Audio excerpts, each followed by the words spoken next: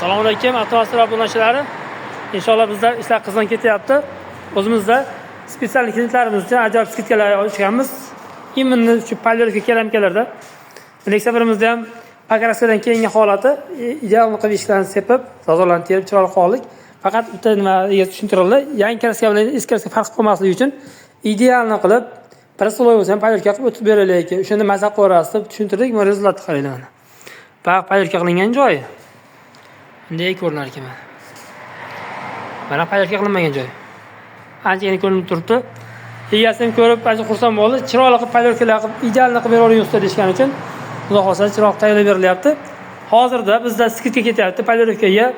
Polni X-loy chotkalar palyorkalar qilib berish 500 ming, 550 mingga idealni qilib berilyapti. Bemalol kimga qanaqa xizmatlarga kerak bo'lsa aloqa chiqaramiz.